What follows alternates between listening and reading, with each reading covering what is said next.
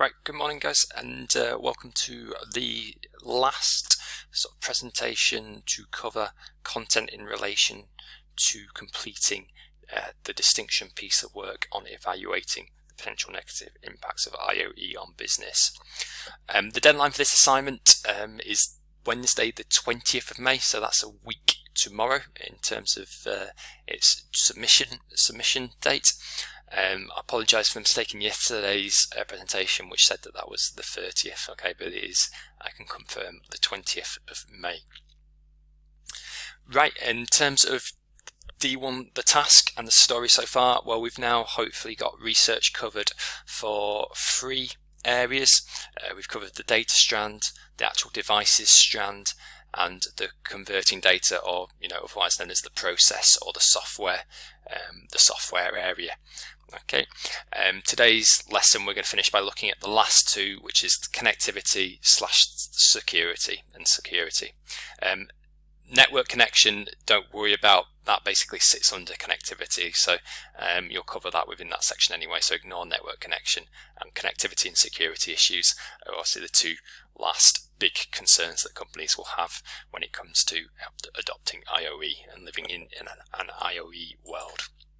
So just going to start off with a video, and this video is going to focus on the connectivity strand. So worth just highlighting a couple of areas to sort of take from this. You can also find this video if you search for 5 challenges the Internet of Things connectivity. You should be able to find this video, yeah, you can refer to it and replay it as and when you wish. You can replay this presentation, of course, as well if you want to. So here comes the video. We'll now hear from our final part of the day. Now, founder and CEO Todd Green joins us to discuss the challenges that they solve for millions of users each month. And Todd, please. Appreciate it. Need that? Do I need this? No, I don't think. Oh, I guess I did not read Yes, you that. do. Right. Hi, everyone. I'm Todd Green, the CEO of PubNub, and there's only one slide I'd like to show you, actually. So I don't know if I push this or you guys push it over there, but there should be a picture of the globe coming up pretty soon. So we'll get there eventually. So my name's Todd Green, as I said, and I really want to talk about a new type of network that's required for Internet of Things, for the IoT. And why is this important? Well, first of all, and we'll talk about this in a second, first of all, when you're building connected devices in the lab, connectivity seems pretty easy. You've got a few devices on a table somewhere and a server behind the wall, and things are connected pretty well, and the connectivity works. And a lot of people here have been talking about a lot of optimizations on the device side, a lot of sort of big data challenges around IoT.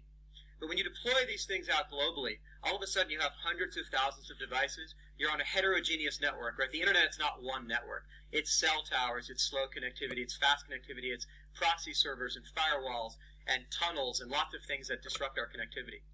And so at PubNub, really, we think a lot about this. It's what we do. But I want to talk about sort of the 5 challenges of connectivity around IoT.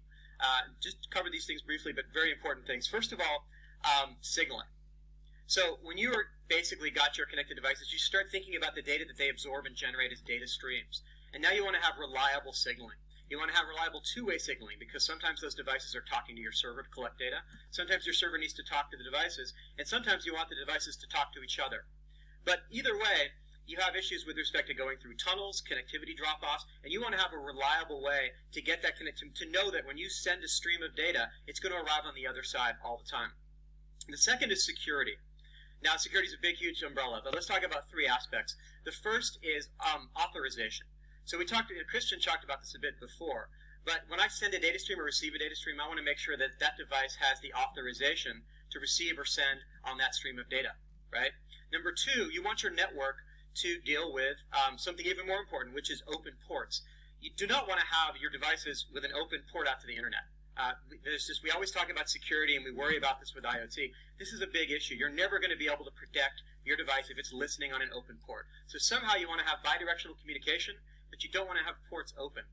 And the third area of security that you have to consider is encryption. And that's an obvious one I won't cover, but you want to have that data encrypted, end-to-end encryption.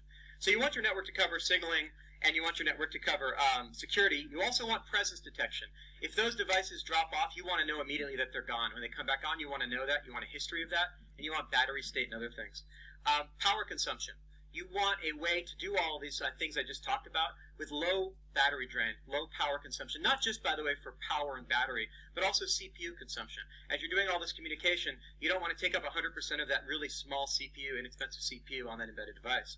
And finally, bandwidth. Okay, so you want to do all this stuff with low bandwidth, not just because bandwidth on a cellular network, if it's mobile, is expensive, but also because imagine hundreds of thousands of devices sending request response signals back to your server. You have a huge server issue and a huge server farm now just trying to absorb all this data. So PubNub, these are the types of things that we've solved. And what you're looking at up here is just 1/1000th of our current traffic. Today we actually have 200 million connected devices connected to our global network with 14 points of presence. And we basically average between 50, 60,000 transactions a second, peaking at over 3 million. And we do the things I described across a lot of industries.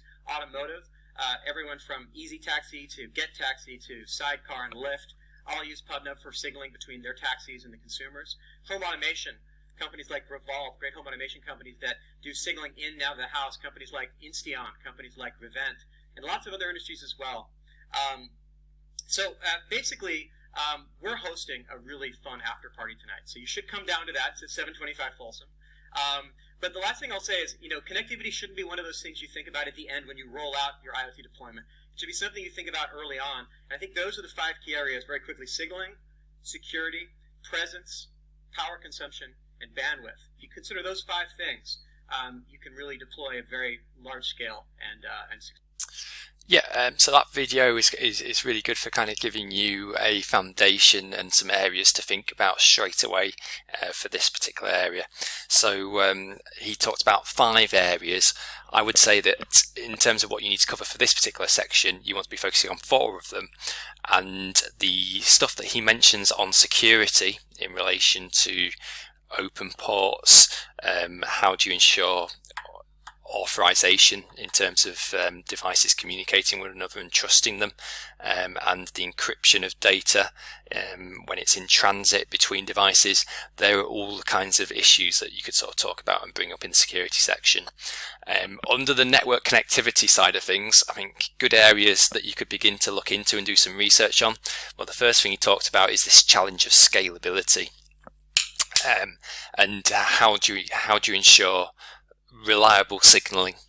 So it might be that when you're developing your particular IoT device and you're testing it in the lab as you're constructing it, well, it's going to work totally fine because you haven't got the real world conditions within that local area network that you are going to have when the thing is deployed into the live environment. So you could get very misleading results, couldn't you? If you did all your testing on a local area network where you've got a smaller distance to cover, a fewer number of connections, and a direct, likelihood of a direct connection as well. Well, that's very different to testing a product over the, that's got to work over a wide area network on the internet, perhaps, which, as we've discussed this year, is actually comprised of many different types of networks that run at many different speeds and will have a far greater demand of use put on it in terms of congestion and traffic and so on. So a good place to start this assignment and in this particular area is looking at that challenge of scalability, and looking at the difficulty perhaps in actually maintaining a reliable connection between devices that geographically are going to be spread over quite large distances. Okay. Another thing that he talked about, which I think is definitely relevant in relation not just the reliability of signaling but the amount of bandwidth that these devices will consume. So you'll certainly, if you do some searching online, you'll be able to find some really good statistics about the volume of data that these devices, IoT devices, might potentially be creating and generating, and how obviously as you have more data flowing across networks, you then have the increased chance of collisions and slow performance to a point where that potentially could be a risk for a business, that the actual device doesn't function in a reliable way because of those issues. So see if you can find statistics in relation to that and the volumes of traffic that will flow.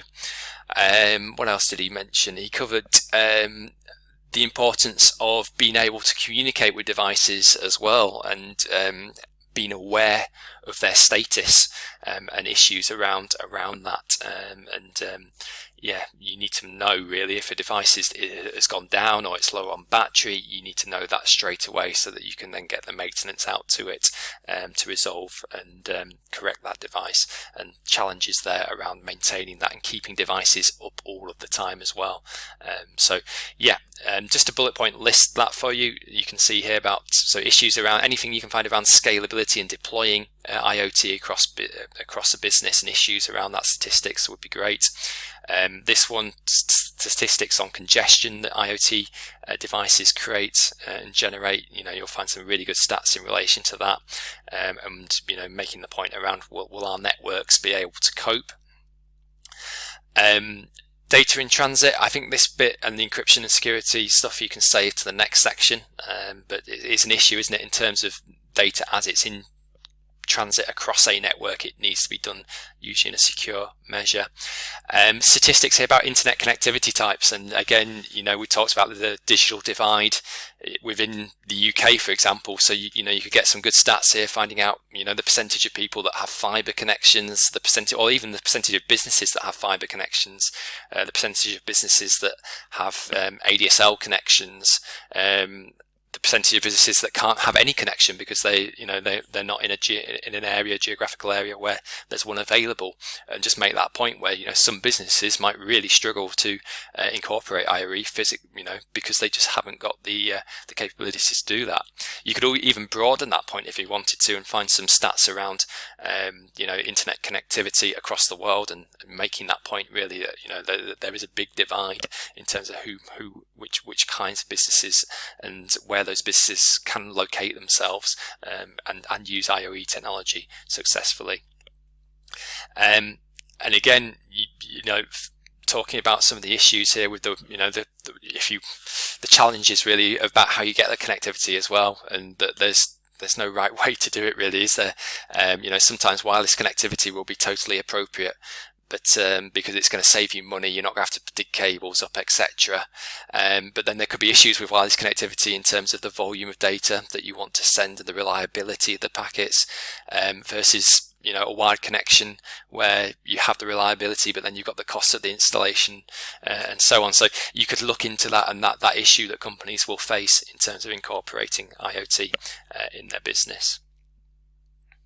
Okay, the final section is security, and again, I think there are some points in the video that were covered that you could sort of do some research into, and some areas where you could certainly get some good stories. There's already been examples, and we've touched on them in previous assignments as well, haven't we, of security issues that have been created by running IoE systems within a business.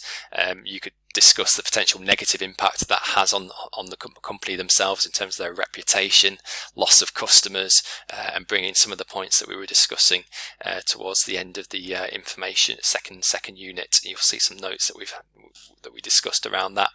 Implications there potentially about facing legal cases and lawsuits and having to pay out hefty fines as a result of not maintaining.